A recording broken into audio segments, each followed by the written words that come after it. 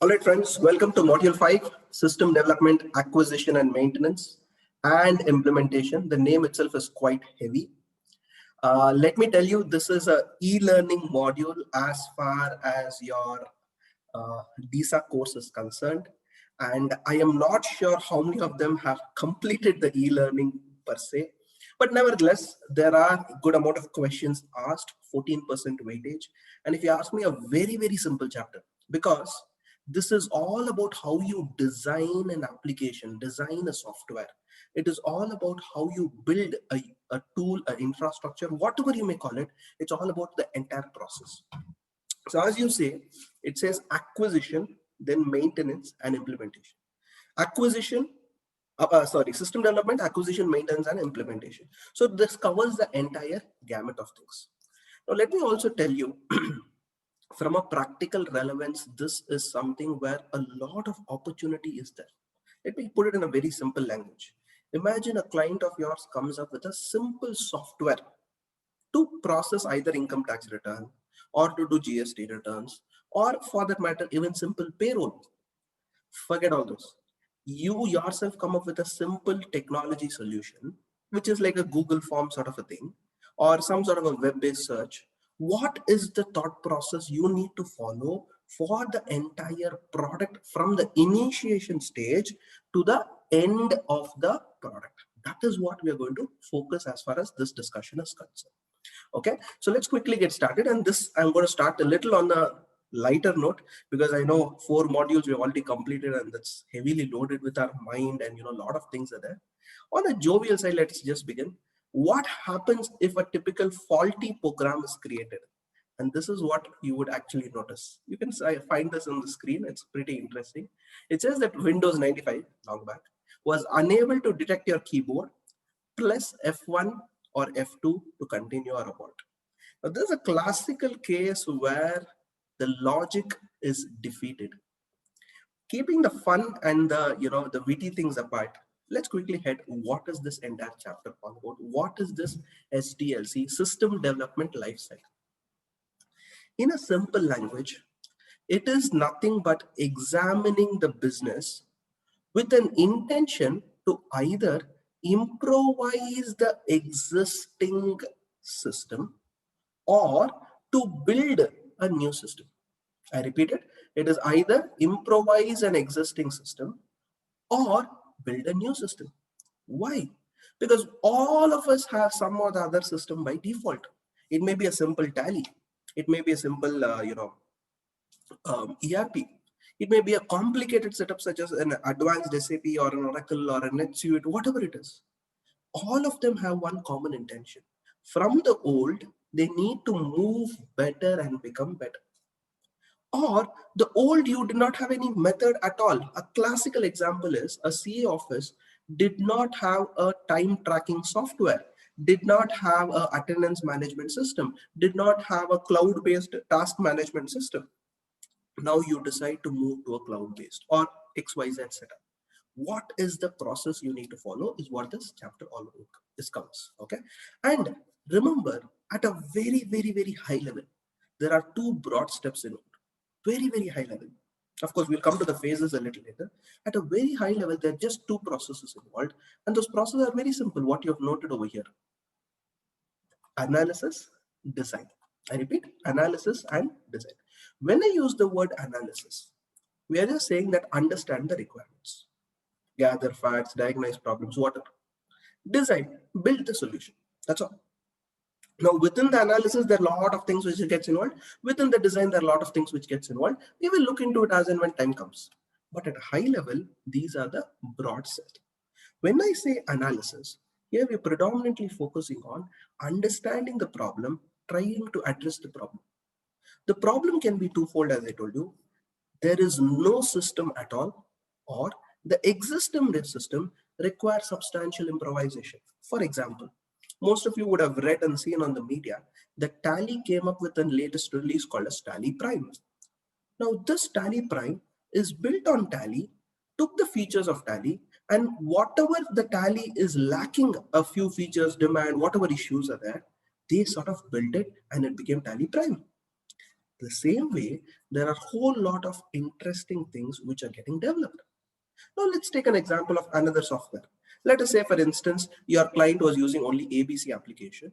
Now he realized that it is no longer fit for his business. He jumps into a very, very industry standard application. So there is a whole lot of difference between all of this. And then you have the system design. How do I build it? Please understand, a system design, or building a system is not that you double click an icon, the software is installed over. In a case of ERP, we call it as implementation. We don't call it as installation. Installation is just double click over. Implementation is a whole lot of these things, starting from understanding the requirements, starting from pushing them into the system, configuring it, setting the masters, and not just that, you need to train your people. So a whole lot of these things comes under the SDLC bucket. Quickly taking further, what are the typical issues faced in an SDLC process? And this is a simple list. First, this itself could be an examination question. What are the critical challenges faced in the SDLC process? SDLC stands for System Development Life Cycle. That is a standard word used historically. Even though today we call it a system development, that's it. Because life cycle has changed. And in fact, if you ask me today, this has changed much beyond what is there in your book. Today we are talking about DevSecOps. We're talking about continuous development, continuous integration, CDCI pipeline. We're talking about Kubernetes, Docker. These are all things which are completely new, which is in the last 3 to 5 years as established. And if you go to any of these startups and you talk to start of bring them this logic, especially a little later, we'll be talking about, models in SDLC. They will say, sir, these are all old school. We have gone much beyond. But even in that, the fundamentals of this is what is relevant. So in other words, this gives a solid foundation for us to scale up to that next. So what are these? First, lack of senior management support. Many a times, the senior management do not get involved in a day-to-day basis. They just, probably, okay, I've put somebody in charge, go ahead, finish it. Forget that, sir. So many CA officers, when I speak with various professionals, they say, sir, we implemented some practice management software. We implemented this software, that software. Sir, everybody for 2 weeks, they followed. After that, nothing they're following, sir. Why? It's because of the commitment. Remember, when you are trying to put in something which is substantially going to change the way the firm is going to look, the best in the firm will have to lead it, or the best in the company will have to lead it. He cannot say, okay, I installed it, it is that fellow's responsibility, he'll take care. It will never happen. Second, shifting user needs. You bought a software that was compatible only within your office premises, but when the work from home environment came up, it was not compatible. Your user needs keep on changing. That is why many of the companies, they came up with GST software with very minimal features, because the GST department itself was continuously changing. You never knew how things were actually going to unfold. Development of strategic systems, they're typically unstructured in nature. Okay. And remember, whenever we speak about strategy and structured, remember there are 3 types of decisions: structured, semi-structured, unstructured. A structured is where you know the problem, you know the solution. Very simple. You just want somebody to execute it. And normally structured is taken care by the operational level, the bottom of the pyramid. Second comes the semi-structured, or some people call it a semi-structured, however you pronounce it. The semi or the semi-structured is, I know the problem, I reasonably know the solution. So that becomes a semi-structure. Normally the tactical level or the middle level management take care. The third is a strategic or unstructured. I know the problem, that itself is very vague. I don't know complete the problem. I know some part of the problem and I have no clue about the solution. And that's exactly what senior management deal with. A simple example could be, if my inventory is replenished, I know I have to make an order. Structure. My inventory is replenished and the vendor whom I speak to is regularly saying, with whom I regularly place an order, he is saying that, no, I don't have stock. And there may be some 3-4 vendors, they're still not able to get it. So the junior levels will not be able to take a decision. It comes to the next level. I have the same raw material, and that raw material came from certain countries where today there are import restrictions and I cannot do anything. That becomes unstructured. I hope you're able to get it. So when I develop a strategic system, it is very unstructured in nature. Today we are having newer technologies Gone are the days where you have in-house ERPs. Today we are all talking about cloud-based setup. Next, lack of standard methodologies. You can compare this with our audit process. Our audit process will never be standardized for every client. There may be some 10%, 20%, 30%, depends. But we may follow different approach. Forget that. The way in which you approach, your way in which your friend or colleague approach is totally different. That means things are continuously changing. Overworked or undertrained staff. Look into your own office and look into the general any company. There are some set of people who are extremely working, and some set of people who are very, very below the bar. And this is creating some sort of a problem. And then comes the biggest thing, resistance to change. Many of the times when you say that I'm bringing a new system which can bring in transparency, which can bring in this thing, people are resisting the change. Why? Two things. One, when you have to bring a change, that point in time, lot of work we have to do, and people are already busy. And 60 to 70% of the people do not change only for that reason. It is a transformation period. During the transformation period, you need to do a lot of change, which many of them just give up. The second, when the change happens, people feel that their control and the responsibility is lost. Earlier, if anything they wanted, they used to come and ask, come to my desk and ask. Today, because of this ERP, my proprietor is seeing in his mobile phone. So obviously, I feel that my importance has come down. Lack of user participation, I'm least bothered, let the company do whatever we want. And last but not the least, inadequate testing and user training. So these are all typical issues which we face. Now this entire SDLC is split into probably 7 phases, okay? I mean, each of them calls it with a different nomenclature. If you pick up some other book, if you pick up, any other fancy book, each of them has a different perspective. But this is definitely giving you an overall thought process. Okay, so this is probably a memory code. I mean, this you're not doing a memory-based exam. It's going to be an MCQ questions. So therefore, this need not be something which you have to look into it. Wherever I speak about exams where you have to remember certain things and write, then you can use a memory code. The first phase is your preliminary investigation, popularly called as PI. Sometimes people also call this as feasibility phase. The nomenclatures may differ, but the content and the core concept is this.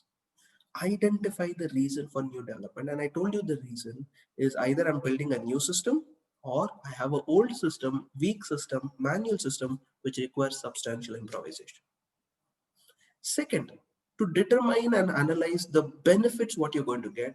And third is to avoid the future cost. This is a high level requirements. You can always keep on adding more, to be industry standard, to be updated, to be, competitive. All those extra masala you can always add, but this is the primary process. Now, whenever I've explained this entire SDLC, I have clearly told to you, substantial improvisation, build a new system.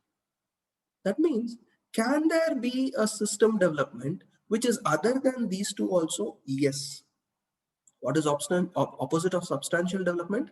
Minor development. Minor development may not be a full-fledged system development life cycle. Why? You have a software you're using for GST calculation purpose. Tomorrow, let us say the government changed the method in which the GST credit is calculated.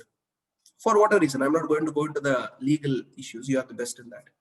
Tomorrow, if the government changes that way in which the GST has to be calculated, that entire thing, my dear friends, will have a bearing on what? On the way my software works. So that is a change in the way the software works. And therefore, my dear friends, that, to give you in a nutshell, is not a full-fledged system development because you already have a GST system. It's a small tweak in the logic. So the entire SDLC phase will not come, only the bits and pieces of that we'll pick and choose. And this is popularly called as change management and not development lifecycle. A change management is a small part, whereas a development is a much larger part.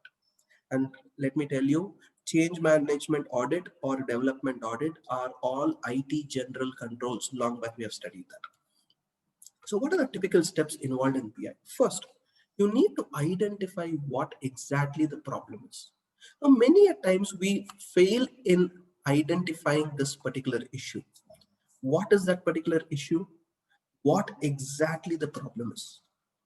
Problem is either my GST software is having some issue, too much time I'm taking, or my accounting is taking a lot of time. I don't have time to sit and do data entry in Tally. Can there be an integration? So you need to define this problem very clearly.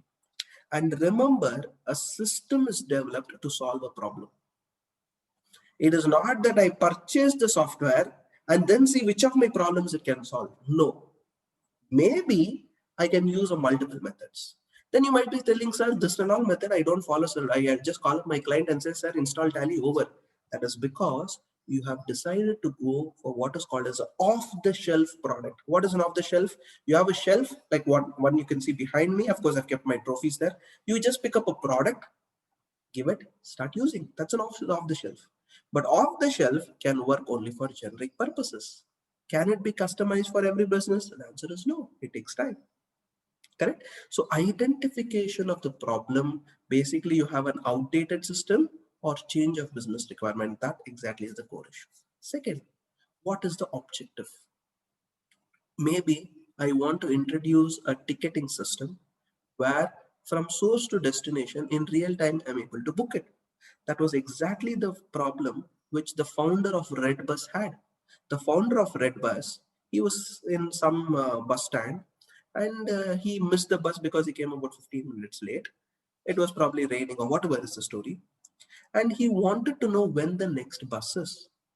To figure out when the next bus is, it took him almost an hour or two because he had to go inquire in so many places and nobody had an answer. And of course, he went a little late in the night. So he said that this is the problem. I want to make a system where by a simple mobile phone, I am able to do a whole lot of these things. And that's going to be possible. Correct? And that, my dear friends, is basically, the problem statement. Correct? And then you need to define what is the scope, what is also called as delineation of scope. Okay? And when I use the word delineation of scope, it means what is acceptable, what can be done, what cannot be done. What can be done and what cannot be done. And why is that important? Because not everything you want to implement at one shot. For example, let's say I am talking about a method, I'm talking about a system, or I'm talking about an accounting software. Everything cannot be done at one shot. Correct? You have a system where, let us say, I want to do the GST accounting. At the same time, I want to do the, what do you call, GST compliance also. I wanted to do 26 years reconciliation also. I wanted to do income tax filing also. Everything in one is not possible. You may probably build it, but still you don't have an option. Correct? So therefore you need to define the boundaries. You need to define what the functional requirements are. What is the data? What is the control? What are the constraints? What are the interfaces? What are the reliability or others? And this is something very, very critical because it is like you define the scope when you do the audit. Most of the time we do a statutory based audit or a tax based audit, the scope is given by the law.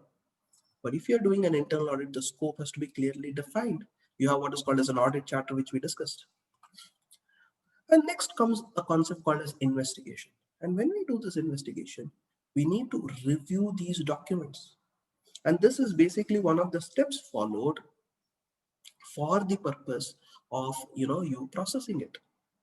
And let me tell you, when I'm reviewing the internal documents, we typically figure out what exactly is this issue.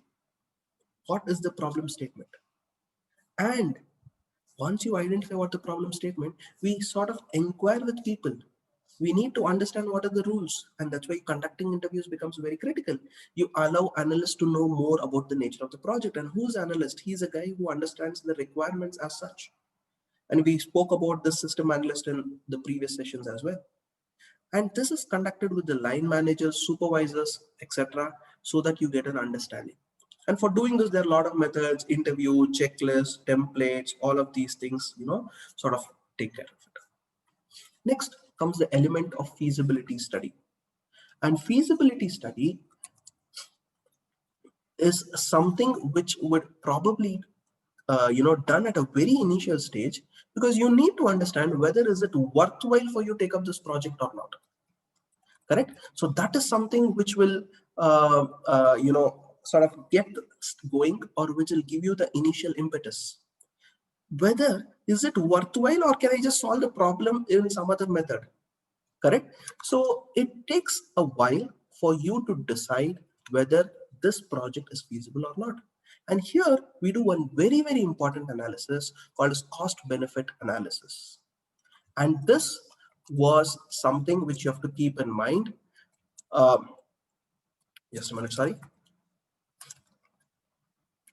This is something which you need to keep in mind at the time of you doing this feasibility study or feasibility analysis.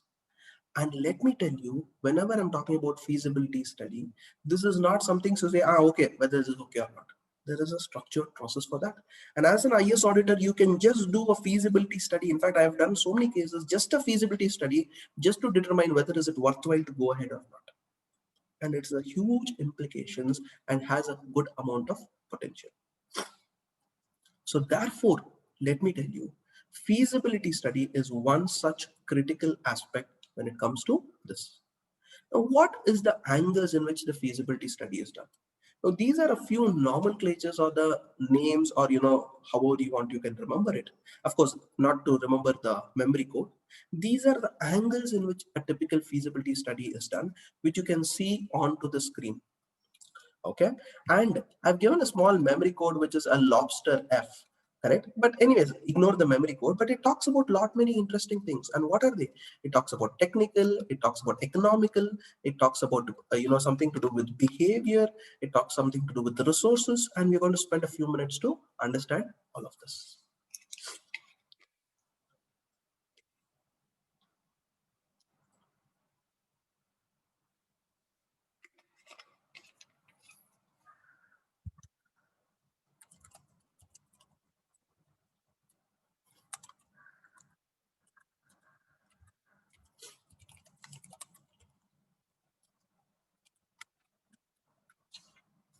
Now comes the interesting element of it.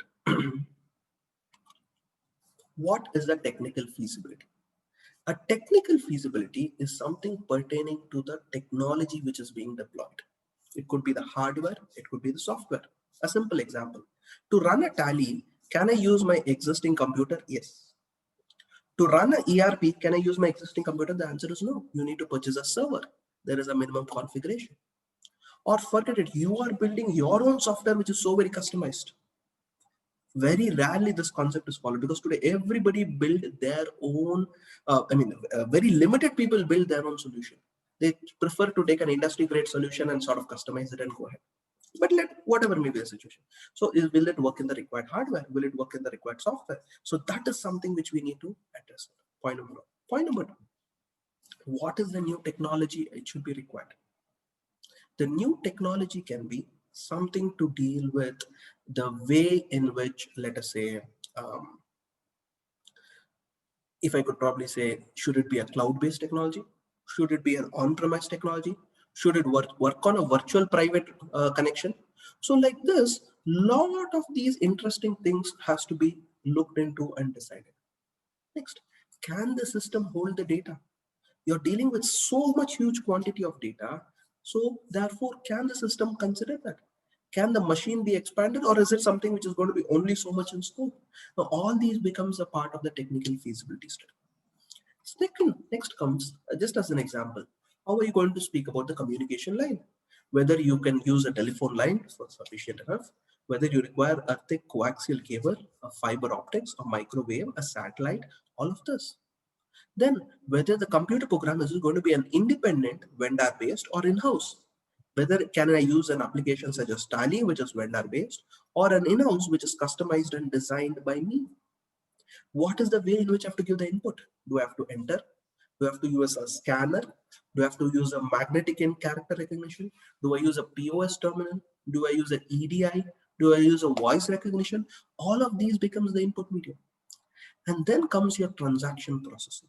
And when I use the word transaction processing, you may use a batch-based processing, online-based processing, or real-time processing. If it's a bank, it requires a real-time processing.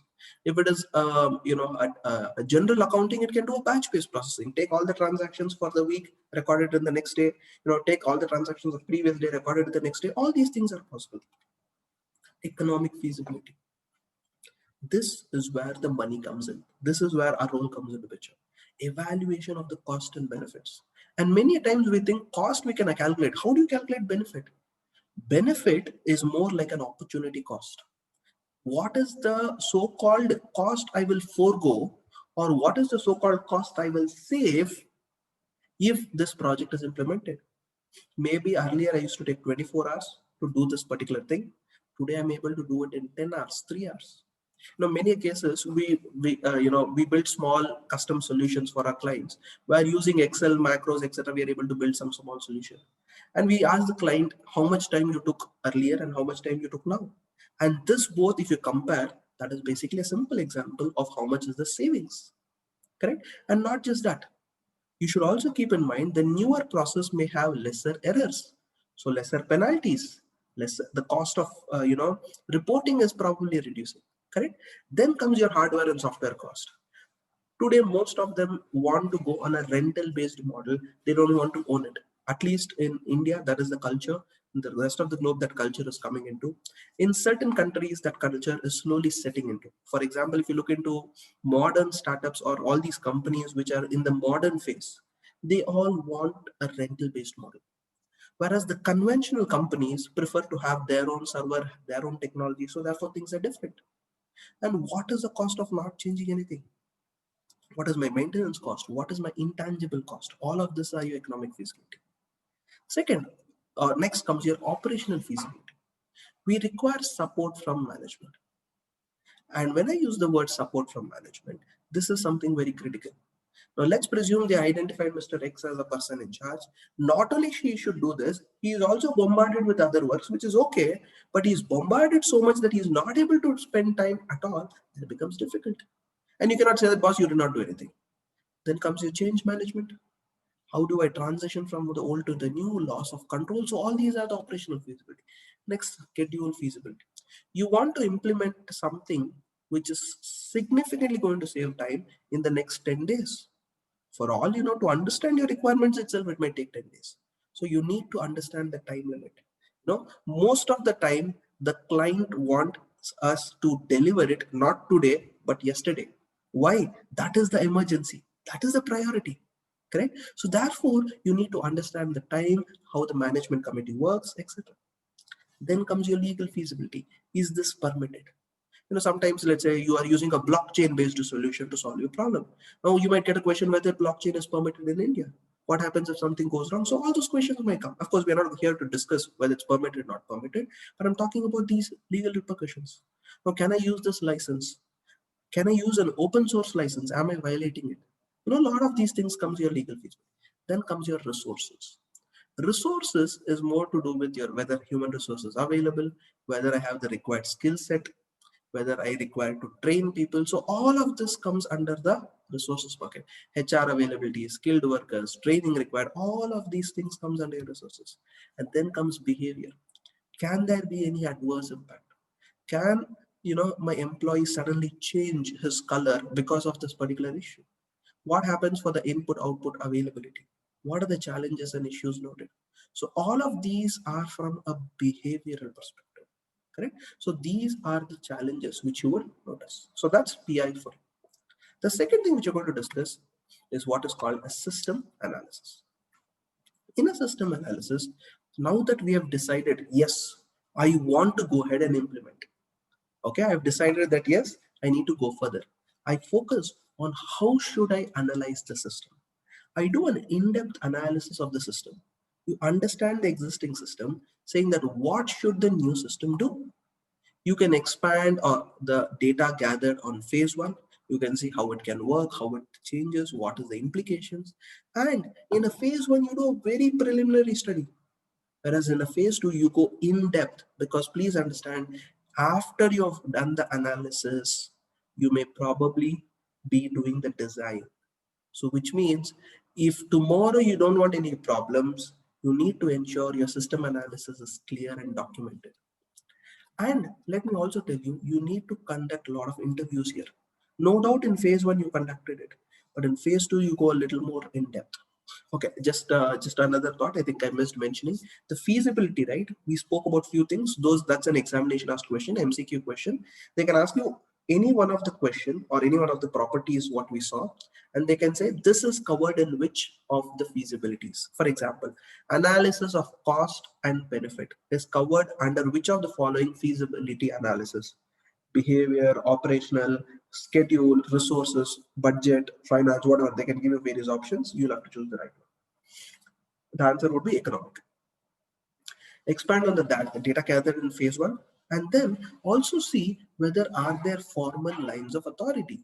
Is there an organization chart? Is there an SOP? Is there an information flow? What are the reasons for any inefficiencies? All of them covered in your phase two. Then you spend some time to understand the various facts.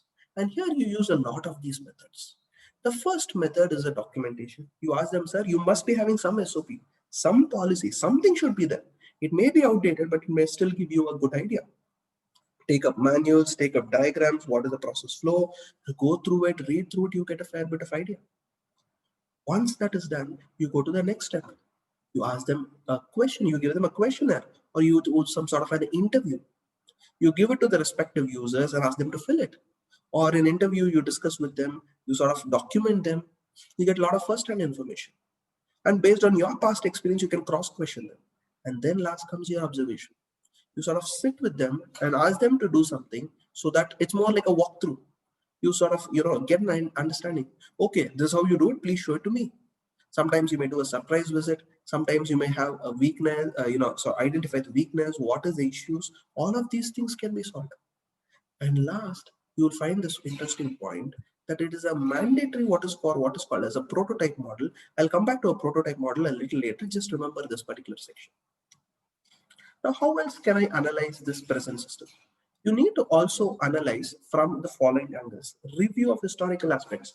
What happened in the past? How were they doing it? Analyze the input. Very, very, very, very important. Input has to be analyzed in detail. Why? Input can be a word, a text, Excel. Is it going to be uploaded? Manually going to be filled? Somebody is going to assess. Can it be OCR? Can it be scan? Hundreds of methods are there. So analyzing input is very critical. Then comes the data file. For those of you who have uploaded files in the GST software, they use what is called as a JSON format. For whatever reason, let's not bother. For those who upload it in the income tax, you use an XML format. And for those who upload with ROCE, they use a PDF format. Everything is different. You need to understand the requirements clearly. You need to review the methods of communication, review the internal controls, analyze what exactly the output is all about, and model the entire system based on that. So therefore, these becomes very critical. And again, when it comes to output, do you want a message on a phone? Do you want a app where you can see real-time information? Hundreds of things. For example, you are talking to a new generation or a next-gen professional or a next-gen entrepreneur. He will say, sir, I want everything on my mobile phone. Now, can Tally provide that? No. But can you customize Tally to provide it? Yes. So it's all about how you put it in a different perspective. And throughout this, you use a whole lot of these tools, and we'll spend a few minutes on understanding these tools. The purpose of these tools is to conceptualize or clarify the document. We want to understand what exactly is the proposal. What is the issue? Where is the data flowing? What happens when all of these becomes critical? And here we use a lot of flow charts, we use data flow diagrams. And those of you who have heard of the software called Microsoft Visio, it gives a lot of visual information, a lot of interesting visual insights. It speaks about how one can probably, insert or, put in a lot of interesting things. Correct? Let me see if I'm able to build in something over here, depending on whether I have it. I can simply show a dummy visualization sort of a setup.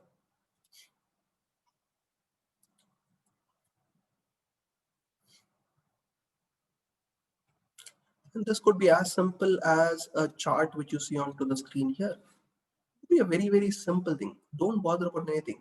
All that you do is you have a start, you take a decision, there is a process, there is a stop, and you can build multiple things over here. Now, for instance, and this is an Excel add-on. Those of you who are not aware, all that you go is go to Insert tab, and you have My Add-in. You can just add this add-in for a Microsoft Visual, and you can add a lot more things. So you can define a process. This is process one, process two. Now here, after this process, you have one more next process. Then you can insert over here saying P310. Okay, and here you can decide what it is, correct? And you can say the next step for this is P316, and you can sort of define them, or you can say that it is P400. And then what happens, you all that you have to do is refresh this. You can notice that this process is also interlinked. Can you notice this new change? So things like this can be defined, and you can mention what it is. You have just mentioned it as start. So instead of mentioning the start, receive invoice, and then check credit. And then if it is approved, grant loan. If not, okay, so here you should probably change the way it has been positioned, correct? You can change these numbering. You can actually decide what should happen. So a whole bunch of these things are possible. So I can just say that, and I can just say refresh this. So you will find a refresh diagram. Receive invoice, check credit. If the answer is yes, grant loan. Now what happens if the answer is no? So I need to link it with something else. Let's say P310. And I will just refresh this and the connection gets established. Can you notice this? Yes, grant loan. No, then ask for surety. And then you stop. Can you see how different, how in a click of a button I was able to do it? Now this is exactly what you do in trying to document. Now you use flowcharts, data flow diagrams, etc. What are the tools used? One is a simple structured English, what is popularly called as a pseudocode, a simple document where you just mention what is what, etc. Things like that. You can probably use this. Or you may use a graphical technique like the one which I just showed you a few minutes back to represent the inputs and to understand the process. A whole lot of these things are possible. And in a pictorial form, you can do it. Like the one which I just showed you. How much time did it take? It just took me 2 seconds. And let me tell you, there are so many open source tools like this, my dear friends. You need not even worry about it. You just have to say where it goes to what. Correct? Let's take this further. A simple example on the fun side could be how to play Pictionary. You draw a picture. Did you guess it? You win. If you don't guess it, what do? You keep on drawing something, make substantial improvisation, and keep on waiting until it's done. That's the typical process. Then comes a data flow diagram where we use a lot of these symbols. What I showed you earlier was actually a data flow diagram, which gives you the flow of data. The difference between a data flow diagram and a flowchart is only for a process.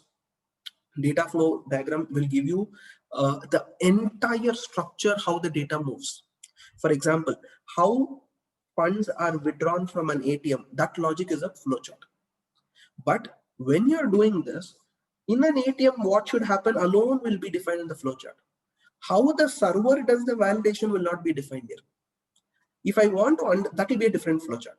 Now, if I want to look at the holistic process as an auditor, you will say insert card, enter PIN, authenticate with server, that's an external agency, complete the authentication, come back to this flowchart, and once it is over, withdraw cash, record in the registry that this much cash has been disbursed, print the whatever slip which is necessary, transaction completed, give the thank you message. And automatically there should be one more exercise. The amount is actually reduced from the bank account. So I hope you're able to visualize a data flow diagram gives you a fair bit of how the data flows. Correct? And it consists of a lot of things, data sources, destinations, transformation process, whole lot of these things. These are a few symbols which is being used. An example could be this: a student applies to a university, the application is processed, the student information either gives a denial letter, or if it is yes, registration, student database, etc. I think we spoke about this, we'll not spend too much time. Next is a decision tree. A decision tree is the next level. Now, what a decision tree can do is, it can give you a tree sort of a structure. And what this tree sort of a structure can help you is, it can help you solve some interesting problems.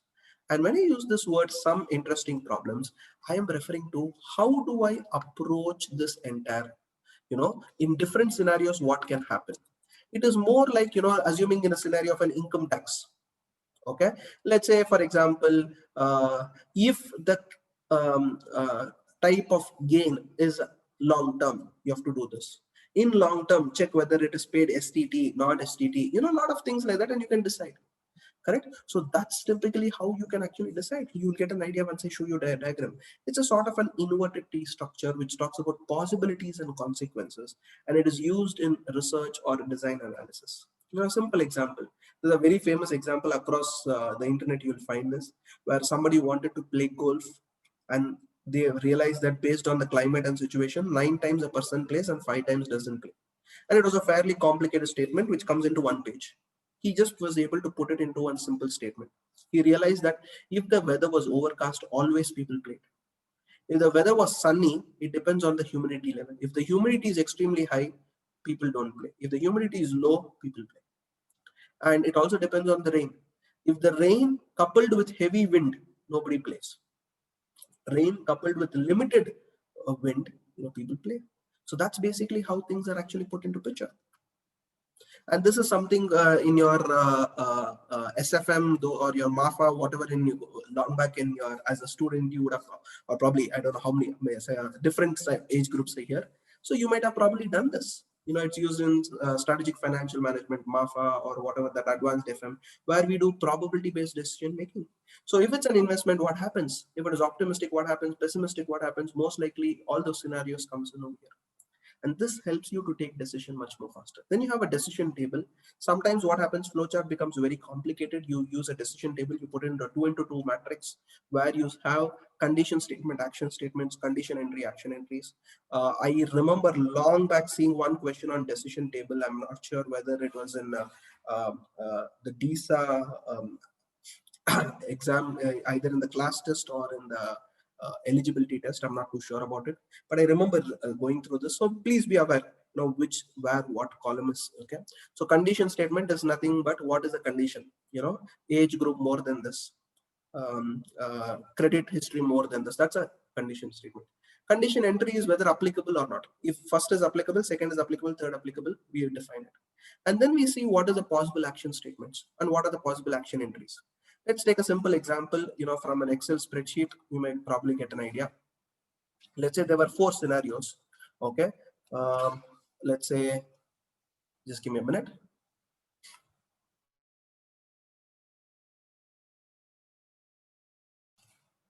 Okay, let's take a simple example, condition 1, and then you have condition 2.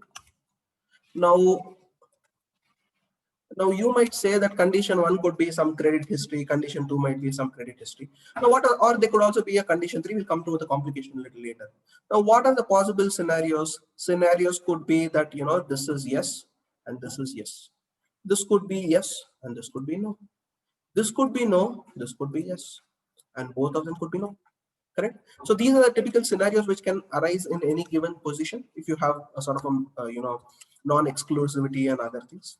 Now what you do is you see if condition 1 and condition 2, both of them are satisfied, what happens?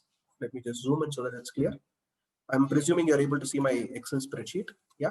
So you have condition 1 and condition 2. Now what happens if both the conditions are met? Okay. You say credit or interest rate is 2%. It could be interest rate 3%, it could be interest rate 3.5%, or interest rate of just 5%. So if both the conditions are met, maybe yes, for you, this action I will take. If one of those conditions are met, because the first one is a little more superior, I might say this, I might say this here. So then what happens, my dear friends, this is basically what is called as a decision table, where here you have what is called as the condition statement. Yeah, yellow, what you saw is the condition statement. Whereas what you see over here is the condition entry, the green one which I have mentioned. And then you have what is called as action statement. And then here you have the action entry. What is action entry? The where we say that what is it that I'm planning to do or not achieve. So I hope you're able to get it. So how it gets this thing. Now you might say, sir, what is so complicated in this? The complication is not here. The complication is when I have 10 conditions. The decision is always 2 to the power of the number of conditions. Correct. And these are all things which will, we not go so much in technical of it because this is just a revision class, but we should be aware how this works. And I'm spending a little extra time because this was not covered as part of your Disa course. Next, a simple example you can notice over here. Physical fitness examination report. Is the student male? Maybe let's say this was some army recruitment, security recruitment, and things like that. So if the student is male, and he's at least taking 12 hours, whatever it is, he's at least quite tall. If he's at least weighing up prescribed this thing, then maybe take this. Otherwise, do not. Maybe for some army fitness, whatever, some XYZ. Then comes your case tool. Now, case tool stands for computer-aided software engineering. Now, these are tools which can sort of automate what human beings can do. System designers today typically use these tools which can automate the exercise, and programmers use these automated code to generate the design. So it's more like, there are certain pre-designed tools which can expedite the way in which you can actually do the design. Then you have system components matrix. A system components matrix, my dear friend, is more to do with what are the resources required. It's like a matrix. So if you have to do this, what are the resources required? What is the hardware? What is the software? What is necessary? What is not necessary? All of those come over here. So components that highlight how the basic activities of input, process, output are accomplished. Example. Okay, your input, in a case of a supermarket, it is through a POS terminal. Okay, what is the media? There is a bar tag, there is a magnetic strip, etc. What is the software resource? The software resource is that there is a data entry program. What is the procedure? There's a procedure which is being defined. Who are the people required? Do I require specialists? No, simple data entry clerk. And what are the resources? Customer data, product data. What are the information products? Data entry display. Now, this is just an example. You can decide how many more columns you want. You can define it for processing, you can define it for output, a bunch of these is possible, and that's why it's called as a components matrix. This helps you to design how to approach it. Then comes data dictionary, something which is very, very critical in this phase. You need to define data about the data. I repeat, data about the data. This is nothing but a computer file that contains descriptive information about the data. For example, I have a particular column. In that, mobile number is there. So if it is a simple rule, we will say that you need to have a 10-digit number. Simple, that's all. But in certain other cases, you might not say that, it's a name, first name, maximum this many characters. Date of birth, DD, MM, YY, YY, MM, DD, YY, depends on various scenarios. Today, most of them capture date with double Y. Why? Because of the Y2K issue. If you remember, 1999, 2000, at least those people who are able to, I was a child at that point in time, I was still going to school. But what I remember reading of, this Y2K problem is that basically Y2K problem was the year all the systems were configured with DDMMYY. 1999 was configured as 99. And after 99, what happens? +1 you cannot do because it is 100. And the system has a maximum capability of 2 digits, and that became a big issue at that point in time. Correct? How do you solve it? A lot of work around and things like that. And today, if you look back, that looks very, very small issue. We have much more larger and complicated issues, correct? Because technology has evolved. Coming back. So here, a data dictionary stores the attributes and relationship. This could also be how A is related to B. For example, if you're looking into Paytm, each mobile number is considered like that of an account number. If you're looking into a Google Pay, each mobile number may have multiple bank accounts. So like that, there is an identifier that becomes critical. Okay, now this is just an example. This acts as a guide to programmers. For example, name of the field, where it is stored, what is the source document, what is the file size, what is the type, numeric, alphabet, whatever, all these things. Then comes contents of data dictionary. Names, field names, source documents, users who have access, data security. You can define your own list of requirements, but there is a general criteria. So that's basically phase 2 for you. Now we jump on quickly to what is called phase 3, which is system design.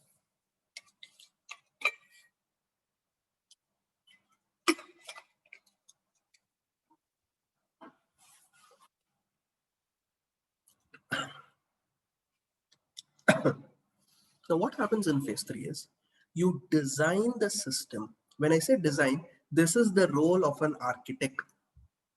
Previously, whatever we decide was you gave the requirements. You wanted house like this, you wanted a fancy thing, you wanted this, you wanted that.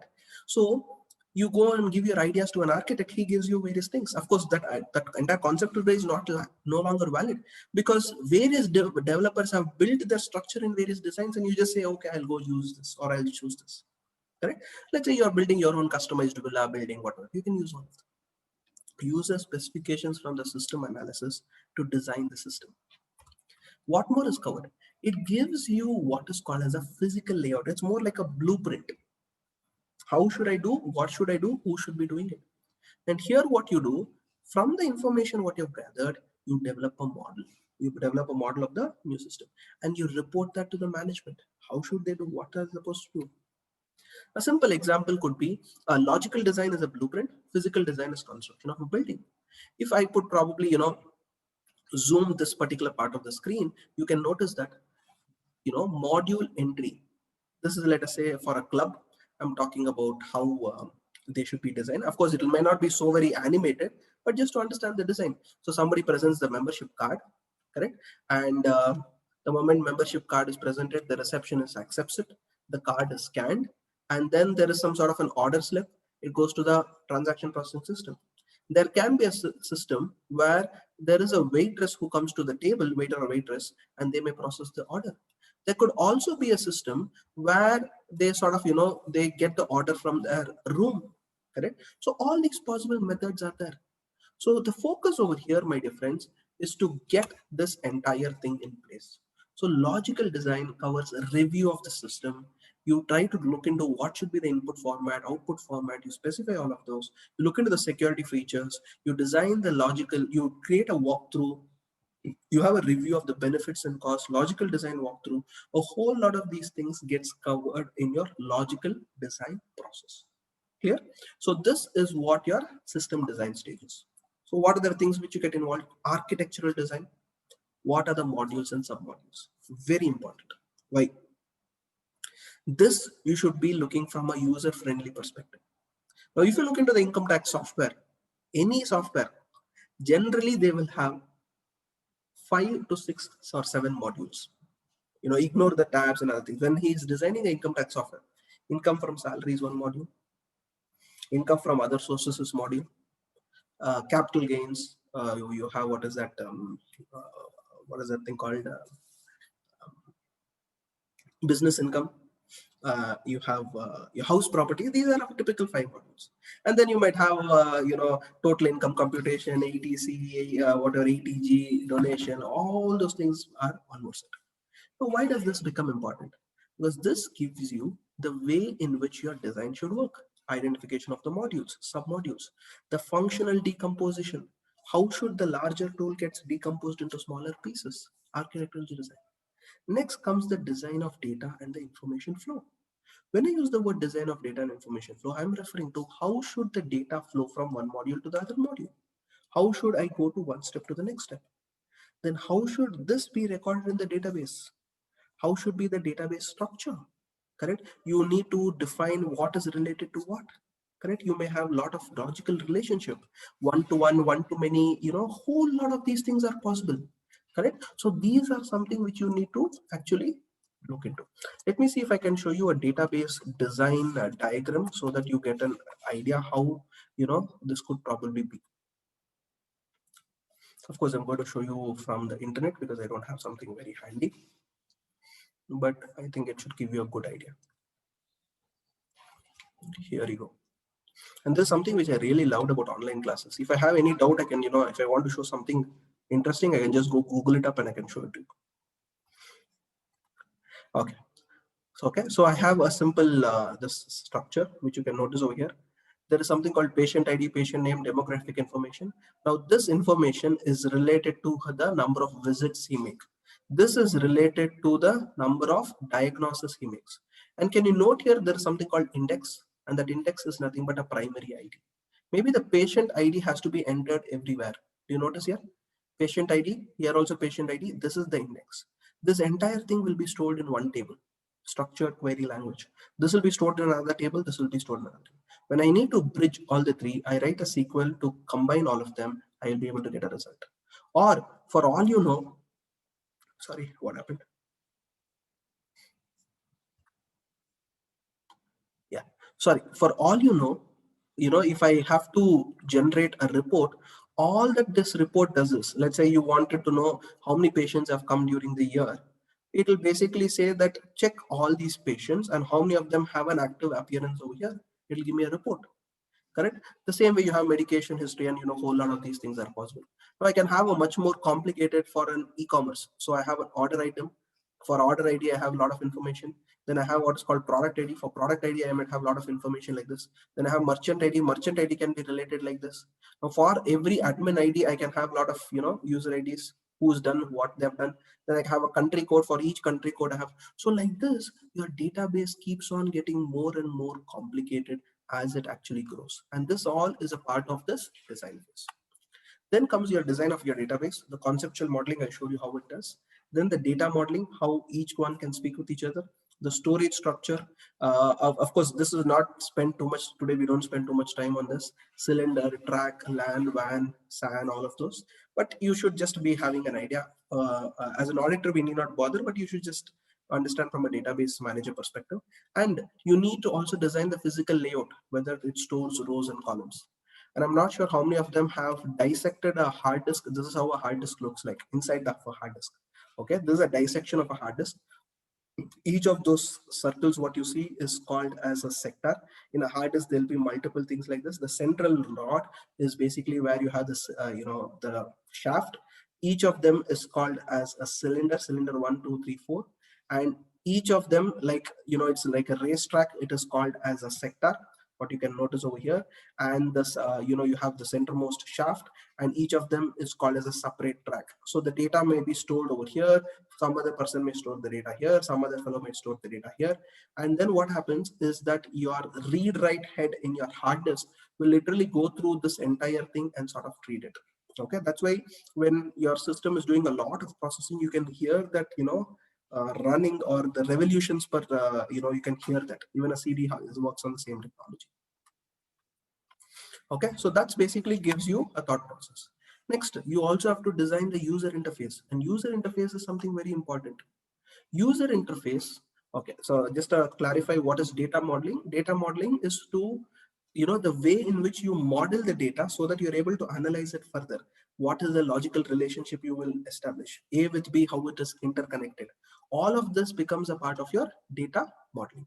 Now who decides where the data should be stored? It's typically your data architect decides it, but they do not go into this level of detail today. He doesn't decide which cylinder, which track, etc. By default, the database software has configured like this. So for example, we use an Oracle database. Oracle database, if you just say assign this, it will take care of all of this. You need not bother, because things are migrating and moving so fast that today, if you have to literally, it's like the metro construction. If you have seen most of the places, nobody sits and lays the concrete over there. You have castings, that castings are just come and assembled. Correct. It's quite simple to that. So today you have everything which is in a plug and play model. Next, what are the steps involved in the design phase? Design phase, there are a whole bunch of these things, like how the user interacts. You need to have the application user friendly. It should be in a method where you can easily understand. So that is something which comes in the design phase. The screen layout, the input output option, all of this comes in the design phase. The content, volume, format, media, a bunch of this comes under this category. Then comes your physical design. Now physical design is where the picture or what we saw, you actually build it. In other words, you get somebody to do that. Correct. You are actually laying the foundation stone. So here the logic is converted to physical system. You may use case tools, you access the hardware requirements, networking, processing requirements, you check whether all of these are possible. And here there are three critical things. Examination asks question. Modularity. Modularity is nothing but a smallest manageable part of the software. Then you have what is called cohesion. Cohesion is the manner in which elements within a module are linked. How is one module linked with another module? How is A speaking with B? How is B speaking with C? That is called cohesion. And then comes coupling. Coupling is more the measure of interconnection, meaning if something fails, can this have an implication on the other three? If this module fails, can the other module also fail? Correct? If the login module fails, the entire system authentication module may fail. So all of those becomes your physical design. Then comes your design of hardware. What is the type of hardware you require? Whether you have the required resources, you might require to purchase it. Of course, hardware purchase will come to it a little later. It may require high-end supporting, compatibility issues may be there. You need to address all of this. Then different formats. You can have information presented in formats. A tabular format, accountants may require, management requiring graphical format, pictorial representation, correct? And what are the factors which should be considered while designing a printed layout? It could be various things like this. Should display the data with details, summary, it should be left to right, top to bottom, highlight the important red alert, index numbers, control, page break, sufficient margin should be there, review the mock report. So these are all the activities which is considered in the design layout. So you can imagine how much of detail goes at the design stage. Then what is object of a database? The focus of a database is to reduce or control the redundancy. Store data only once, avoid duplication. It should be in an easy, user-friendly manner. It should be independent. It should be a flexibility, and it should be done in more information at less cost. What I popularly call as the KISS strategy. KISS strategy is for keep it simple. Okay, keep it simple and easy to adopt. Correct? So keep it simple. Silly is the word actually they use. Why you want to complicate it? Just keep it simple, silly. Correct? That's the abbreviation for KISS as such. Once you have done this design, you actually go to the next phase, and the next phase is what is called as system development and acquisition. Now this is where you build the system. This is where you build and you design the specifications. You design what your acquisition standards are. Now, how are you going to build it? Am I going to do completely on my own? Am I going to outsource the development? All of those comes over here. You develop the software. You purchase where sometimes a ready-made software, or sometimes you may pick up a custom-made software. Correct? You acquire the required hardware. So all of this gets covered as a part of the system development acquisition cycle.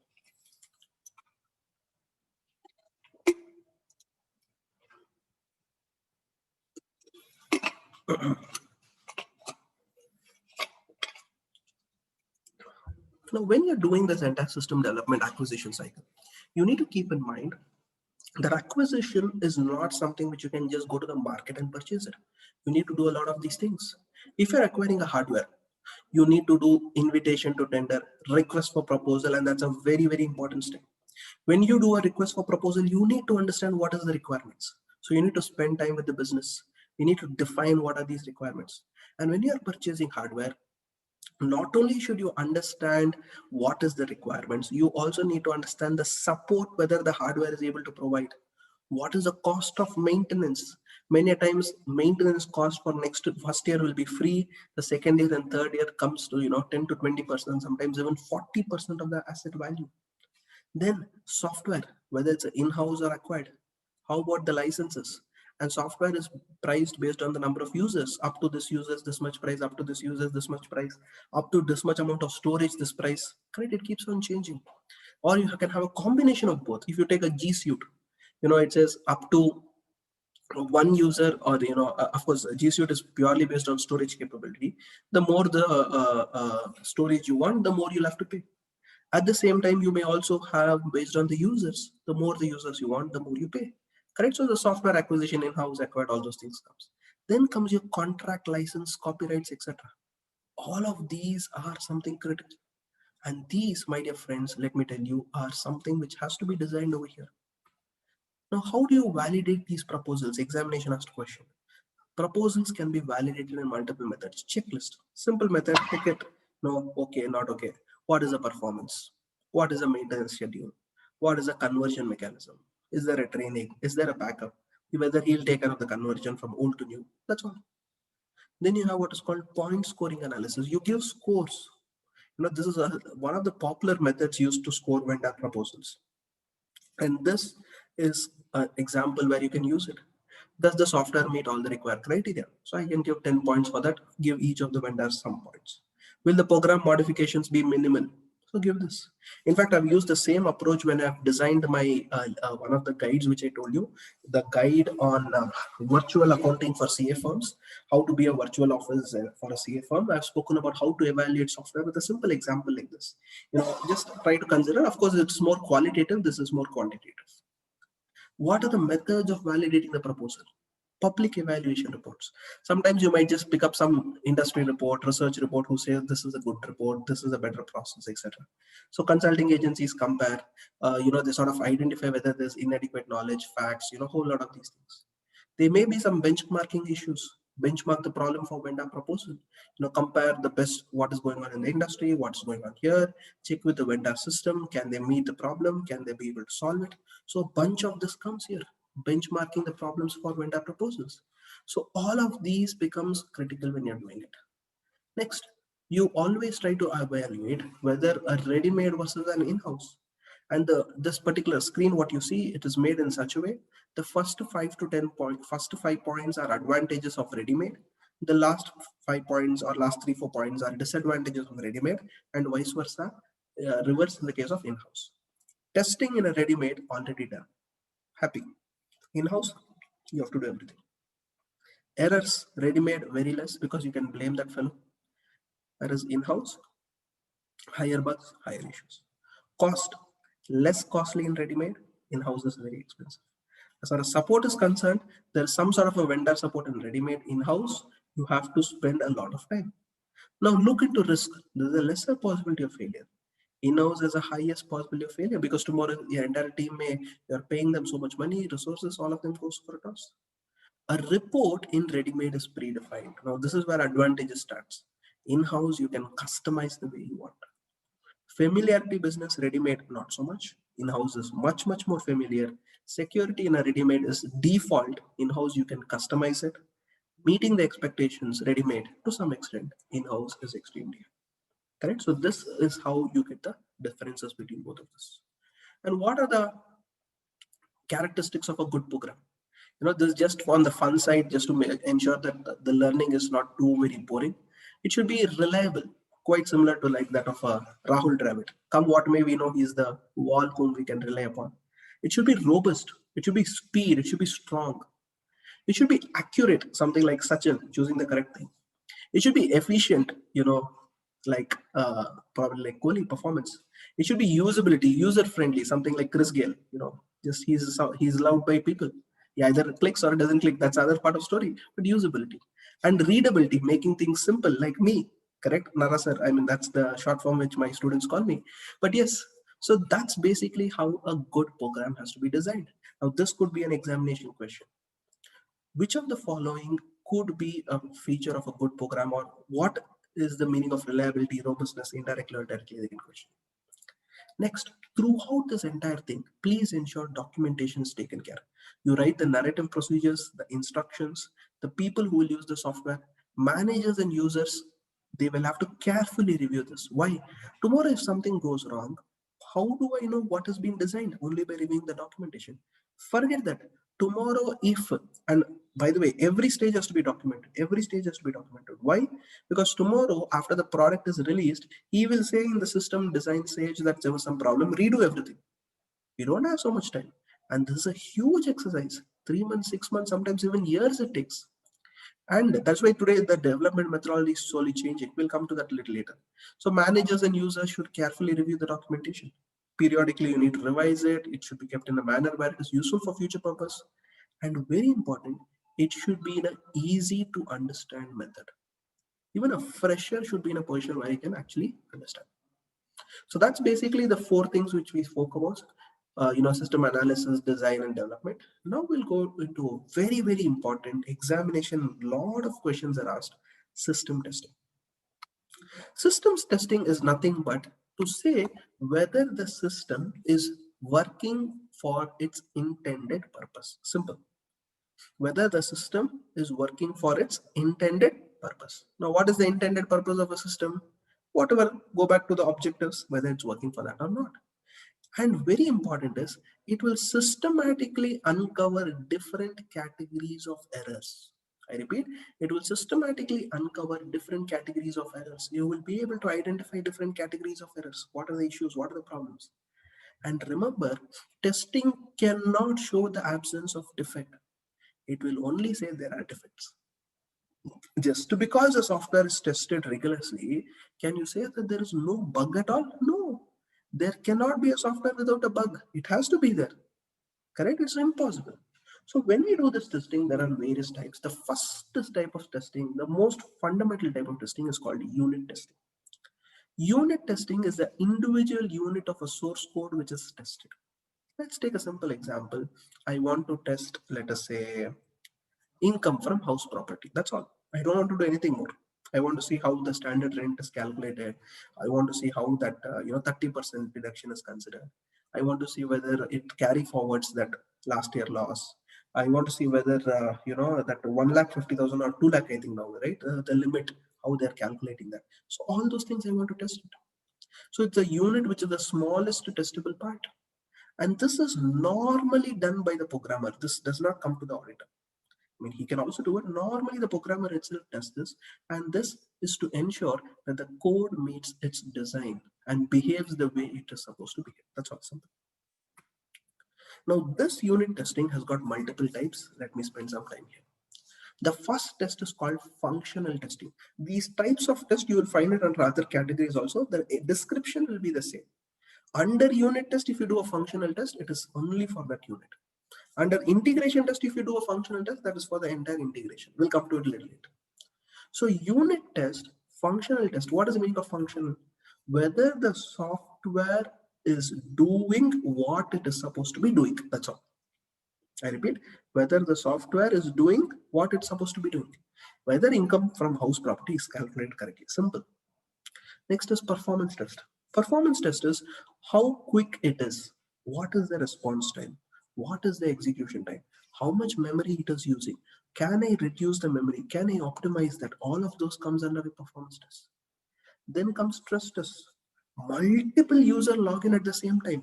Oh, you're giving the stress to the system. System is feeling the heat. And after that, it eventually crashes. So up to what it can do it. On the other end, you also have another type where one user itself is logging, but he's giving multiple processing requirements at the same time. Can it withstand that? All these cars, when they're, before they are sort of released, they have to go through what is called as a crash test. Correct? They go in a full crash. There is a robot or some image or, a dummy person kept. It goes in full throttle or accelerator. And you see basically what happens. Correct? So if the car is obviously going to be damaged, but more important that they say if a person was inside, how much is the damage for that person? That's a stress test. Correct? That's a crash test. Of course, here is a test. Then you do structural testing. This is more like trying to understand the logic. Okay, 1, 2, 3, this how it happens. Do a internal logic driven analysis. The last is your parallel testing. And what happens in a parallel test is that there is a test data which you tested on the old as well as new. So you check manually or in the old software how income from house property was calculated. In the new software, how income from house property was calculated. You would create various things and then simulate. So that's a unit test. Now you can also have, please note, these are categories of unit testing. Next comes types of unit testing. Categories are how you may actually know various objectives which you try to achieve. Then you have what is called that method or types in which you do. Types are very simple, static and dynamic. Static means it is more, you're not going into in depth. You're just doing as it stands today. So a test check. This is like how the syntax, how the programmer has designed it. Structured walkthrough, go through the line by line, execute only this part, see whether the result comes. Execute only this part of the command, see whether the result comes. Execute, various things in it. Then is code inspection. There's nothing but a code review. If something is bad, something is incorrectly written, you can sort of identify. Then on the other side, you have what is called dynamic analysis testing. In a dynamic analysis testing, you have what is called as a black box, white box, and gray box. Now, this most of us are already aware. Black box around. That means input and output alone is taken. White box, the processing logic. And then you have gray box testing, which is a combination of both. So this was with respect to unit testing. Next, so if you verify only income from house property, is it enough? No, you need to verify income from house property. If there is a loss, does that loss get set off against the salary? And we all know that that is the only loss which can be set off against salary, correct? So the software is tested in which the individual software modules are combined as a test group. It is more like a cohesive testing where 2-3 fellows are combined together in testing. Okay, that's called integration testing. But please be careful. Types of testing is one very popular examination question. They can give you this is what we tested and this is the type of unit testing, integration testing, etc. For example, they can say that software individual software modules are combined and tested as a group. Which type of testing is this? Unit, stress, integration, all those things. Now this integration can follow two methods: bottom up, top down. In a bottom up, you have a unit testing, small portion, then you add one more portion, then you add one more portion, then you keep on do the entire thing. Example: is house property calculated correctly? Great. House property plus salary income calculated correctly? Great. House property plus salary income plus income from other sources calculated correctly. So you go structure. Top down is what is the purpose of your software? First, it should calculate income tax. So first you will check how income and tax is calculated.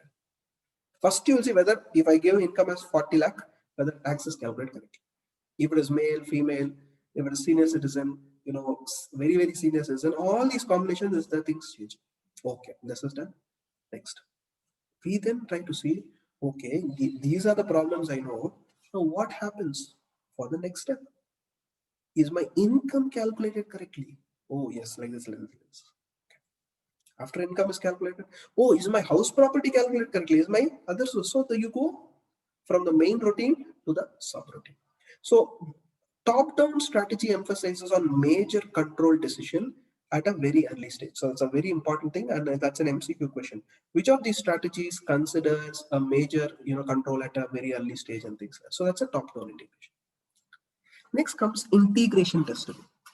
And integration testing is a variant. We follow what is called regression testing. And regression testing is something very important. Now, what happens in a regression testing?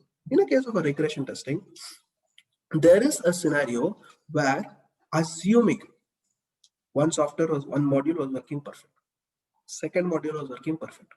When both of them started working together, new problem came.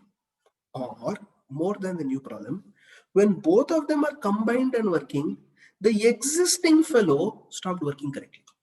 It is like, you had one office colleague in your, just on a jovial note, you had one colleague in your office, he was working sincerely.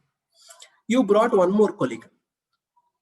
Now, because of the second person, the first person's efficiency came down, or first person started doing mistake, whatever XYZ, just on a jovial note. Now, that is a regression testing.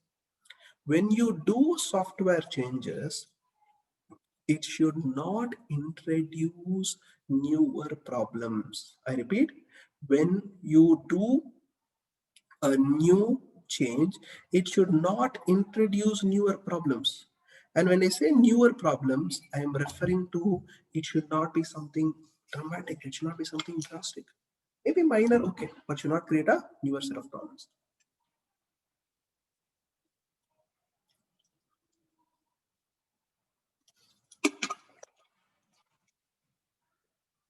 So that is something which we should focus when it comes to regression testing.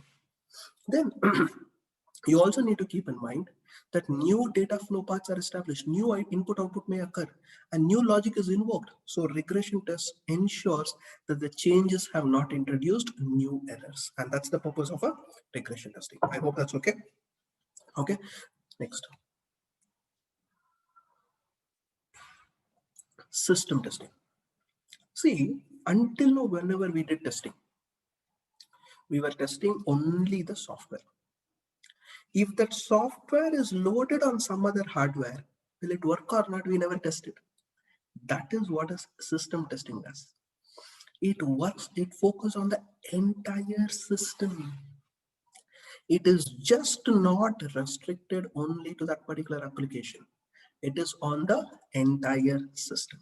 Okay, and that is basically called as a system testing. So I'll complete this section and then I'll go ahead in for a break, because this chapter is one of the things which is this particular section, and you just have two more phases after this. Okay, so we'll complete that and we'll head in for a break. So to ensure that a new or a modified system or functions, it's actually properly.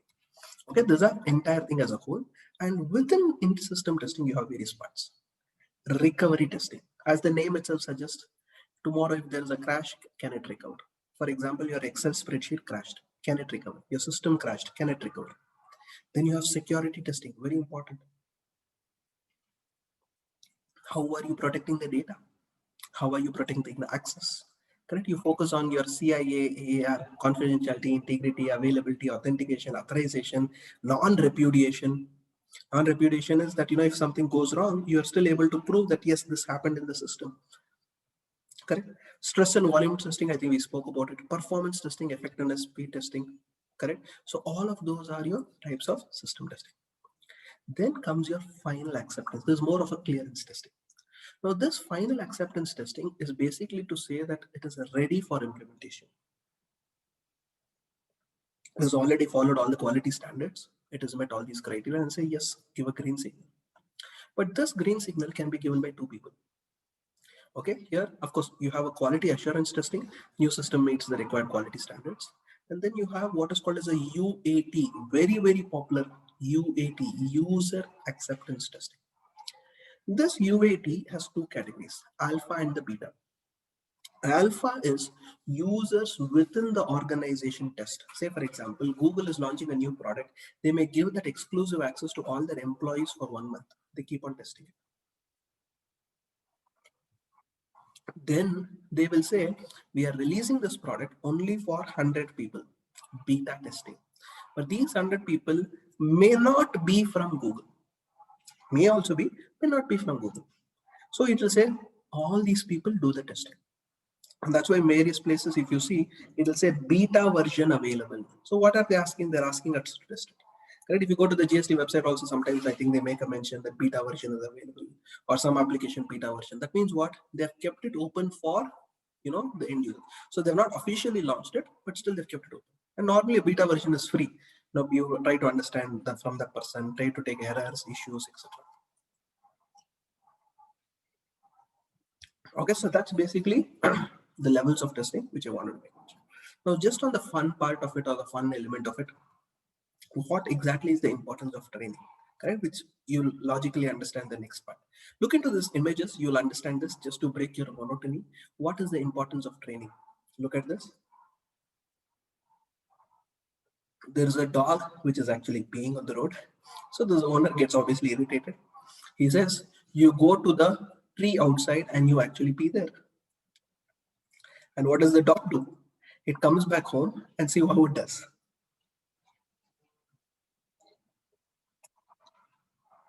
So I hope you got the context. What I'm trying to say, my dear friends, of course, this is just a jovial pictogram, but it tells you that the importance of training. And this is what comes in your phase 6, implementation. Now, implementation is a series of exercises where you're actually going live. The popular word used is called going live, going to production, getting started. And this implementation is putting the new system into practice, putting it into production, converting old into new, migration, training, finalizing the documentation, system changeover, evaluating the new system. All of this comes in your new system implementation. So what are the few activities? First, ensure you have the equipment installed. You have your server, you have your hardware, you have to prepare the site. When I say site, it should not be in a ground floor offlet, because you're realizing that, with the cyclones and floods, entire ground floor is flooded with water. Correct? You have seen various unique scenarios. So site preparation, you need to ensure that appropriate locations are taken care. Your equipment, you have to check it out. Everything is okay, not okay. Then training the personnel, training the employee. You need to impart through classes, formal, informal, you need to organize it. You need to have hands-on learning, it should not be purely theoretical. And then you have to do your conversion. Conversion strategy is very, very important. Examination asks question. The process of changing from the old to the new, it could be the manual or the old school to the new system. That is basically what is called as conversion strategy. Now here, the methods are of two types: direct implementation, abrupt change, or popularly called as abrupt changeover. It's a simple example. With effect from this day, this is going to happen. For example, just on the other side, you would have noticed that with effect from this day, A bank gets merged with B bank. You would have noticed that recently there was this announcement. Right? So direct implementation. From this day, gone. New system comes into picture. GST implementation is a classical example. From 1st of July, new system.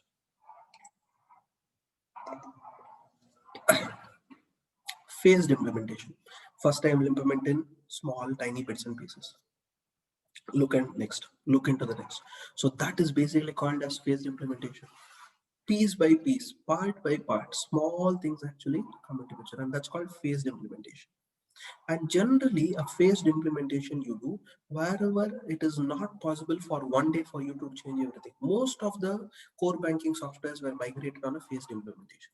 But before they did a phased implementation, they did what is called as a pilot implementation. Test in few places. If it works, go to the next step. For example, the government or the regulators also sometimes when they have to do, they do pilot implementation. Test in few places, click ho gaya, go to the next thing. Then is your parallel implementation. Parallel implementation is for some point in time, old will also run, new will also run. Once you've got a comfort level, discard the old, follow only the new. Remember, parallel implementation will have the highest user resistance. Which are the following methods of implementation has the highest user resistance? Parallel implementation. Why? You have to follow for some period both the things. Obviously, users are not going to be comfortable. Next comes what are the activities involved in conversion. Procedure conversion, your SOPs have to be updated. It should be supplemented by oral communication, clearly spell out what are the issues. Files have to be converted. Large files should be converted into smaller files, one form to another, record counts, control totals, all these things have to be defined. So that's basically called as your file conversion process. So file conversion, your formats have to be converted, old file, whether compatible with your new file, compatible with old, all these issues you have to take care. System conversion, online offline files have to be converted, daily processing has to be shifted, old periods may probably still have to work, all these issues could be there. Next comes your phase 7, post implementation review. What did I achieve? I have done the implementation. What did I achieve? That's a post implementation. At this stage, many of the times IT auditors or IS auditors are required to audit. And system maintenance, which is a regular exercise. Did we achieve our objective? That is what it is there.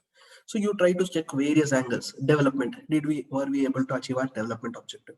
Were we able to achieve our operational objective? Were we able to complete our information or gathering evaluation objective? All these things, my dear friends, becomes the information evaluation. So was I able to achieve my development? Whether it happened within the time, schedule, hardware cost, all these things becomes that exercise. System maintenance. This maintenance is very important. Examination asked question. What are the types of maintenance? Scheduled maintenance. You get a message from your bank. From this time to this time, midnight, you cannot use our servers. Why? Scheduled maintenance. Anticipated, can be planned. Rescue maintenance. This is an emergency. Something is gone, immediately you have to do. You need to come to the rescue. Something you were not able to notice, something which you were not anticipated, but it requires immediate attention. Rescue maintenance. Then you have corrective maintenance. You just want to make some corrections, small minor issue, bugs are there. You're just trying to improvise it, make some changes. That's why you keep getting an alert. Bug fixes, app update available, bug fixes, etc. Then comes system maintenance. Adaptive maintenance. Sorry. In adaptive maintenance, there are some changes which has happened to the environment. That change you want to bring it to the software. Example, GST rates changed. Forget GST rate. Income tax slab rates changed. There's an amendment into the income tax. All of these are adaptive maintenance. Due date extended. As per the software, it's not extended. Wait, they'll release the next version, it will get extended. Then comes perfective maintenance, accommodating new requirements. User says, sir, why don't you add this small feature for me? Perfective, you're making it much more better. The last is preventive. It's more like increasing the life or the maintainability, etc. Preventive maintenance can also be a part of a scheduled maintenance. You may probably want to plan it, but you can decide. Preventive maintenance, overhaul, you shut down the server, you take care, you ensure that all servers are working fine, sort of clean it up, etc., etc., things like that. Okay, 6 types of maintenance, very important from examination, expected MCQ question from us. Then comes the last part. What are the various roles involved in SDLC? Quick, just I'll try to give you. Steering committee, we already covered. They provide the direction, responsible for cost and timelines. They review the project, reschedule, etc. Then you have the module and the team lead. This person is in charge for various applications, treasury, accounts payable, or whatever it is. He's a module head. He could be a treasury, accounts payable, etc., or it could be income tax itself, various softwares. Then you have the analyst. Analyst is the guy who conducts interviews, links between the user and the programmer. Then you have programmer or code developer. He converts the design into programs. How does he do it? By coding. He tests the programs for debugging. So that's the programmer, coder, or developer. Then you have the DBA, database administrator. I think we spoke about this. Ensures the integrity of information, helps the application development. All of this is this exercise. And then you have the IS auditor. Now he's the person who actually audits people like you and I. We get started at the design phase and we go up to the final testing phase. In fact, earlier I remember when I did a few of these engagements, sometimes people used to call me after the post-implementation review. I in fact started suggesting, sir, why don't you get me involved right at the first stage? So what happens, whatever the requirements of an audit angle, we are able to deploy then and there. And in fact, the company had a lot of value addition by getting an IS auditor at the very early stage. Correct? So that becomes a whole lot of new opportunities. So what are a few roles of auditor in an SDLC? Provide an opinion on the efficiency, effectiveness, check whether adequate trails are there, assess the controls, attend the project meetings, steering committee, etc., and give his opinion. So this is at a high level what his requirements are, and each phase you can go on defining, but this is a high level, the gist of auditors. Now coming to the last part of this chapter, how do I approach SDLC? SDLC approaches can be multiple. The first is called as waterfall approach, traditional approach, sequential approach. Now this is the most traditional method. And here what happens, a project is divided into sequential phases. You have a large thing, steps. Now when this project is divided into sequential phases, the emphasis is on planning, timeline, schedule. Everything happens one at a time. There's a very, very strict control over the life. Within 6 months, exactly it has to happen. Otherwise, gone. It'll keep on getting extended. And this we call it as the linear, because if you see this image, you will get an idea. Look at this. How does it go? Like a typical waterfall. Did your preliminary investigation, do requirement analysis, do system design, do system development, do system testing, implement. The good part is highly structured. The bad part is too much time. 2008 you started to 2018 you started with preliminary investigation. Till now you may have still reached only design stage because it's advanced. And the worst part is, if any one of the phase you realize something is an issue, you will go back and start from the first. It is like Vikram Betal story, in case you remember. No, the Betal Vikram was, the king Vikram was carrying that Betal. And the moment Betal kept on telling stories and it asked Vikram, and Vikram uttered a word, the Betal used to run away. Betal was that ghost or whatever we can call it, correct? So that is basically what you can do. Yeah. Can an IS auditor be engaged during the SDLC process and later be an IS auditor again? See, this is a very important thing which you should understand. Anything which compromises the independence of auditor, he cannot do. If he is asked to audit each of the phases, nothing wrong. If he is asked to implement any of the phases, he cannot do audit either. So if I am doing an audit at the initial stage, subsequent stage, and a final stage, absolutely no problem, you can do it. If you are giving an advisory services which has a larger implication, which tomorrow you are only going to audit it, correct? Conflict of interest. So please take care of it. Anything relating to implementation, auditor cannot. What are the strengths of the waterfall model? Wherever you don't have experienced team, go for this. You have orderly sequence, one, step two, step three, step four, step five. It is like CA entering new practice. Follow the traditional approach. Weakness, very, very slow, costly, inflexible. It is not at all easy for it to respond changes. And let me tell you practically, gone are the days where we had requirements defined only in phase one. Today, requirement comes even before the date of release. Sir, isko bhi add kar do na, sir. It's like that pani puri mein extra one pani puri de do. Come what may, we'll keep on asking for extra something, correct? Promotes the gap between users and the developers, correct? It sort of gives that gap between them. So that is the strength and the weakness. Now let's quickly move on to prototyping model. Prototyping model, it develops a small pilot version called as a prototype. And once this prototype is developed, you expand it. In other words, what I do is I do a trial. Say for example, income from house property alone, which is the easiest, or income from other sources alone, from first stage to last stage, almost I do it off, except that, full structured development, structured testing. I do of everything and I build it off and give it to you. So what is the advantage for you? You can see the version. Okay, this is how my software looks like. Otherwise, we will keep thinking, Mera software aisa hoga, aisa hoga, aisa hoga. You keep thinking. And what he ultimately gives you something contrary. So you do not wait until the last phase. You are able to see it much before. Correct? So you develop a small prototype so that you're able to do it. And instead of replacing the whole system, just do a small prototype. Clicks, great. Today, most of the emerging technologies, artificial intelligence, blockchain models, whatever they're developing, they're using a prototype model. Do a trial. Click ho gaya to great. Nahi hota, choड़ do. And this is an iterative. Why I say iterative? It is like this. Can you see this? Do something, get a small user sign off. Don't do a full, you're not going to implement. You're just doing the testing part. Can you see this? Yeah. So develop the initial prototype, test and revise, obtain the user sign off. So it's a repeated exercise. Now, what are the advantages of prototype? Improves user participation. Biggest advantage.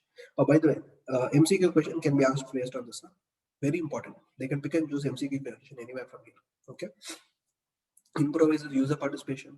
It helps to easily identify especially confusing or difficult functions. Encourages innovation, very important. You're able to bring in new ideas. Short time to develop and you can start testing. But weakness, the circle can keep on going. Like you have seen in the movies, no? Flashback. It can keep on going. Correct? Approval process, not strict. Requirements may keep on changing. Prototype may not give sufficient checks and balances because every time, sir, ಸ್ವಲ್ಪ ನೋಡಿ sir. थोड़ा देख लीजिए sir. కొంచెం పారుంగ sir. కొంచెం చూడండి sir. కొంచెం देखना. Correct? So you are trying to say all these things. Then what happens? You're making multiple models. Every time it keeps on changing. So who is at the receiving end? The developer. Like, sir, how many changes are you going to bring in? 3 times, 4 times? Okay. Okay. So that becomes the limitation. Then comes the incremental model. Now, incremental model is a shortened version of waterfall. What it does is, you do one module fully, implement it off, and next you add. So it's like saying, sir, I will give you income from house property software fully. You use it, sir. Then next week I'll give you, or next month, or next 3 months later, I will introduce income from what is that? Salary. You use it, sir. If you have income from salary and income from house property, sorry, income from other sources and income from salary, maybe if you are a salary processor, like an employer, it's more than sufficient for you. You don't require capital gain module because capital gain is never considered at the time of TDS deduction for employer. Business income is never considered. They don't have an option. Which employee cannot do business? I mean, not from an income angle. I'm talking from the employee contract. So it's not considered. Maybe house property is an issue there. Getting it? So I will finish off an entire thing and give it off to you. So incrementally I'll keep on adding. That means I do multiple waterfall models. It's a combination of linear and iterative. That's a increment model. Are you getting this concept? So component is delivered to the client as and when it is completed. And very important is this decomposition. Important and risk. If the decomposition fails, entire thing gone. Because you should be in the top of the world to understand what should come here, what should come there. Correct? So that is something very critical. So what are the strengths? You have strength for exploiting knowledge. Stakeholders can give concrete evidence. It can implement the mitigation. So you're actually doing one full-fledged. But weaknesses, you may forget to see the overall picture. You're focusing so much on house property, income from other sources, capital gain. You forgot how the overall income tax should be computed. Or it may have a lot of regression testing challenges. It may have a lot of integration challenges. Correct? And let me remind you, there may be a lot of overlap because the same thing you're doing again and again. Correct? So there may be a overlap, and that is where the limitation of incremental. Then came up the spiral model. So then they said, sir, we will use the prototype model and use the waterfall model. And this is very, very important for very large projects. So the moment you see which of the model is best suitable for large projects, spiral. Very large, expensive, complicated projects. And new system requirements are defined so much in detail. Every possible alternatives is there that can help you develop a cost-effective solution. And once a prototype is developed, you look into the SWOT analysis of the prototype and develop the next prototype. And the way this works is a combination of linear and iterative. So it's typically like this. Of course, it can become a getting lost in that, but yes. Strength, risk to some extent avoided, useful in selecting the best methodology for large projects most suitable. Challenges, how do I decide the composition of teams, skill, experience, all those things are issues. Then comes your second last, which is called as a RAD model. Now this is prototyping version 2.0. This is focused on very, very fast development. It reduces of inherent risks. Whatever is critical, only those I focus. Rest all documentation we'll do, but we may tend to miss out on those. Correct? So operational version is available. It is build small, build often. Quick initial reviews are there. Dramatic savings are there. But speed may focus on, maybe compromise on cost, quality. There may be inconsistent design. You may bring multiple people to do it so that parallelly it can happen. All those issues are there. And the last is Agile. Agile is the methodology which most of the modern software companies are using today. It's iterative, incremental, and through collaboration of self-organizing and cross-functional teams, which means literally they will kidnap the customer and bring it next to them. Sir, I will do it tomorrow. You approve.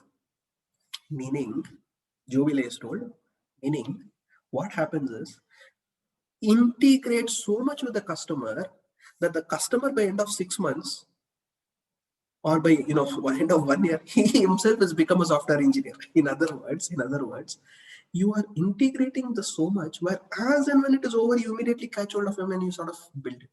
Build small, build often. Build small, build often. And this is a method which has the highest customer satisfaction. Examination question: which of the methods has the highest customer satisfaction? Agile methodology. Face-to-face conversion is the best form, so you sort of discuss it better. Okay, strengths has the concept of adaptive team. It meets the changing requirements.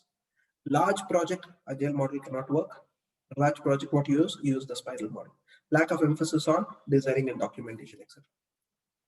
Okay, so that's basically these models which I wanted to show it to you. I think I had one slide. Just give me a minute. In the meanwhile, if you have any questions, you can type in the chat window. I'm not yet done. I had one slide where it says which model when you need to choose.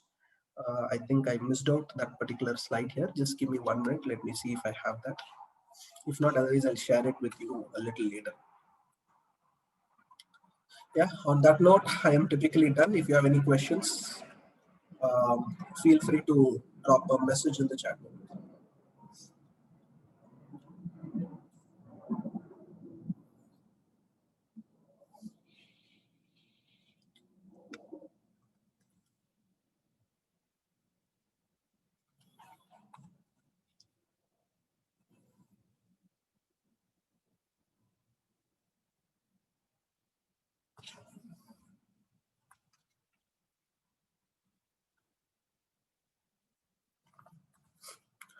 Okay, I think I'm not able to locate that. Let me see if I'm able to share it with you in some time. But in the meanwhile, it's time for us to head into a break.